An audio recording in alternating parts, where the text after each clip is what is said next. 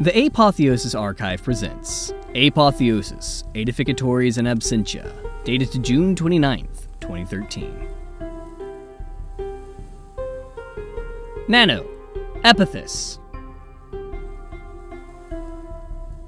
I make bubbles of illusion, reminding those who wish for Apotheosis to take the throne of the suffering the civil war is causing. This is the trouble that a monarchy brings with it. Gather those who you know to be wise in the matters of people, and ask them, do you wish to lead? For I have decided that one man should not rule the city. No, for that is the mark of the wasp, who produces no honey and feeds on flesh. Be like the bee, for they work together to lead a prosperous hive, and they make the sweetest substances. As I have said before, Epithus shall be calorector, so that he shall not have to worry about the needs of the country, and so he shall not forget about the needs of the people. The men you choose shall be the alvere, and so the city shall be ruled not by wasps, but by bees. That done, I begin my battle plan. These warring peoples are making a mockery of the city. I shall not stand for it. If you know how to fight, stay, and I shall tell you my plans. If you do not, then it may be best that you leave the walls of the city, for I do not wish for my faithful to be harmed by the battles that are happening. Once this is done, I shall begin my plan. After they do this, I go to my son and tell him, bring the soldiers together and tell them to stand outside the building. Then go and sit at the nearest wall so that I shall know you are safe while I am focusing my power. I influence as many of the groups as I can, making them believe that the best time to kill Epithus is now, at noon, and that an overwhelming show of force will be sure to make the others surrender. After all, if they can defeat a god, who will fear them? Besides, this god does not have any force. That tale of him swarming a man and killing him is just that, a tale! Of course, this is all false. I tell a few of my followers to ask all my other followers to pray, for each prayer will cause the soldiers to grow in courage and will. The armies charge out of the streets, preparing to slay my son. The guarding soldiers bring their weapons to bear, and then I release the beetles. Each of them burns its imprints into the flesh of an enemy soldier, maybe on their face, maybe on their leg, maybe on their arm, maybe on their neck. They release blood-curdling screams, though I have used illusions to soundproof Epithus. And with the sudden surge of fear in the non-brainwashed soldiers, I form an illusion. A great plume of fire bursts in the ground in the middle of the square, incinerating any soldier there, and my centipede form bursts up, crawling out. I speak, and with each word I shine so bright that any non-believer cannot see, even when they close their eyes, and I speak so loud that they cannot hear anything else. My voice is monstrous and fell. The brainwashed soldiers hack and slash through the ranks of my opponents. You dare attempt to kill my son and take the lives of your fellow men over a mere seat? You are fools to even think of it. I am a benevolent god, but you have incurred my wrath. My wrath is unparalleled, and my force is absolute. I shall give you one chance. And in an otherworldly, nightmarish roar, I state my demand. Kneel before me, or perish! And those who do not are eaten by beetles. Archipithecus, Thoumm. I am displeased with you. However, since you still gave me sacrifices, and you have a fair excuse, I will give you a chance. Do not turn away the next beggar, and you will have enough food for your family and much to sell. Eirene, Lomna. Eirene sends word to Epithus and Potidae. I am a god, not a lord of slaves. No person can be forced to follow me. They must choose that path of their own free will. Do not stop any of your people who wish to follow me. That will suffice. Eirene stops the force from spreading to the farmland of Epithus and Potidae, and only reclaims a small area near Pella. Eirene offers those who remain in the city her protection, and gives her followers 2 white saplings to plant in the city. They will grow into huge trees with golden flowers that will glow with a faint light. Eirene regrets the creation of the satyrs, but will not abandon them. She plans to create some female satyrs and offer the satyrs Mount Athos. They will not be allowed to leave for 20 years, but after that time, if they have shown they can live a civilized life, they will be free to go where they will. Those who do not heed the call will be outlawed and hunted down. Eirene then asks her followers to build a temple in the forest, with a large throne for her to sit. She also asks her followers to set a place for her at mealtime and not to turn away guests.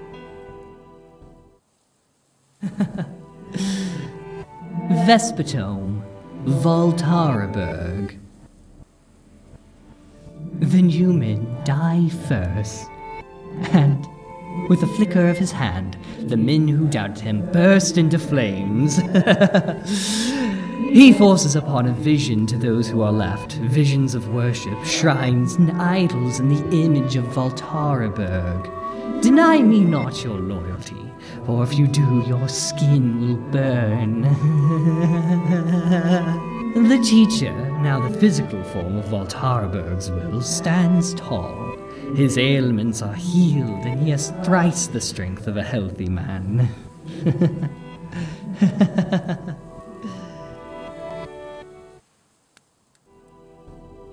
Jerry, Merchant. Merchant tells Epithus that my form is the bracelet itself, for the economy is a constant circle, and the smaller rings represent how the economy can have many smaller trades inside of it, but are always still connected to the main economy. Merchant tells Epithus he should nail a giant version of the bracelet to the prow of his ship, and he shall always have the best of luck when sailing. He should also rename his vessel to the Vessel of Merchant, and its boards will never rot and will last throughout the ages. I will also help out anyone who wears my bracelet by telling them how to avoid bandits, where the faster trade routes are, the best places to sell, and anything like that. I also tell my followers to get bracelets for their families, so they will be protected as well. Olympian Master, Dasos. My god is called Dasos, guardian of the forest and everything that lives and grows there. A young man named Darius was walking through the forest when suddenly he gets a vision. He is standing on an empty grass field when suddenly trees and bushes and flowers grow from the ground until he is standing in a lush forest in mere seconds. Then a white stag walks before him and says, "Spread my words. Dasos, guardian of the forest and everything that lives and grows here, has awakened." Darius awakes and sprints to the village to spread the word. And then, a little detail if possible, I would like for the people to pray and ask things by putting berries and nuts in the hands of the idols, and putting pieces of paper with their request or thanks in the mouth of the idol, and then they burn the pieces of paper. The idols are made of stone, and in the shape of herbivorous creatures that live in the forest. The people believe that messengers of Dasos live in these idols, and bring the messages to Dasos, with the berries and nuts as their payment. At least, that's what I'd like to happen. Watcher, Orubashi. The man bursts into flames the moment his daughter's breath escapes her, and he dies in agony. But his agony will not end here.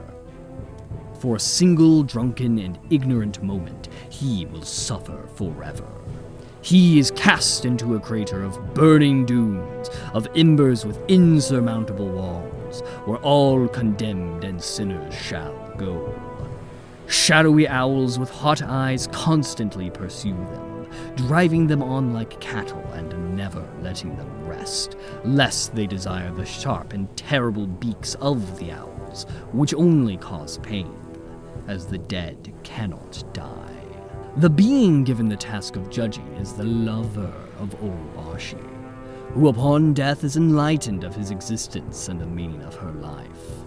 She is transformed into the mightiest of shadow owls, with eyes as bright as summer sun. she may descend into the mortal world in dreams to visit those who she cares about. But as Orubashi completes this hell, he looks back to Thoumm and the truly devout. Orubashi realizes they have no place to go once they pass, and do not deserve the burning sands of the pit. So he sets to create a paradise. After passing through the court of the lover innocent, they may wait in a great hall of basalt for the ones they care for. Or they may pass on alone to the dwelling, where the faithful can live in utter peace, occasionally being briefly summoned by their living relatives as ghosts who they can ask advice from. When Thoumm and his host pass through the gates of Troy, Thoumm orders that a circular plaza be built for the monolith. All those who pray and give sacrifice will be blessed with good luck in their professions. Also, his teachings now include descriptions of the pit and the dwelling, and the tale of the lover, as well as setting out the mandated goods and evils of the world. Rape, murder, theft, incest, or serious abuse against a family member will ensure an early path to the pit. The stable and communal family can stand against and overthrow all evils. You cannot feed off the family if you do not offer a part of the faith, however small an act, as long as it is done truthfully. Orubashi sees all. He does not like those who think themselves mighty enough to wear pitiful masks and remain hidden. Acts of destruction upon enemies of Orubashi shall be rewarded. All those born inside of the family are automatically family members, but outsiders must prove themselves by redeeming all former idols and giving blood to the monolith. Disrespect is punishable by public execution. If you have nothing to hide, you have nothing to fear. Selflessness is considered one of the prefects, the best of the gifts Orubashi gave to humanity. Dial for the Devil, round 7 responses. Uru, the Kai. Follower count 500,000. Accounts of the battle tell of a simple, bloody melee. No tactics, just a bloodbath. The slaughter still stains the fields and will always stain the fields outside of Pylos. They say that at night you can still hear the souls of the dead eternally chanting the name of the Kai, the great stallion of the sun. Envoys from Manessa and Tegea arrive, giving thanks to the peoples of Pylos for defeating the Spartans. Meanwhile, far off in Sparta, the people's desperation for revenge has birthed a new god. Watcher, Orubashi. Follower count 450,000. After the surrender of Troy to the Daemon of the East, things seem to have calmed down. The populace seems to have bent to the knee very quickly, with the old temples having been torn down and the priests violated and sacrificed. There is very little bloodshed now, with only some of your more radical followers rooting out heretics where they see fit. Most of the time, offerings of food are made, and many babies are named Thoumm out of respect. Culturally, the peoples of Troy have changed suddenly. The city is being divided into large family groups, who all ultimately pay their respects to Thoumm and his lord. Pastimes such as drinking and gambling are on an all-time low, and nearly all the populace have their hair shaved off. Thoumm awaits his lord's instructions, and he is pleased with the sudden piousness of Troy.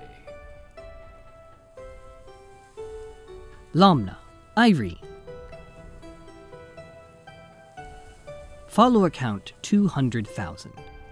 Although the cult of Eirene still remains in the woodlands, the peoples of Pella, Olynthus, and Potidae make sure to pay their respects to Eirene, as they happily make an agreement with the forest goddess. Often, farmers leave small baskets of produce on the borders of the woods to ensure that the forest is content.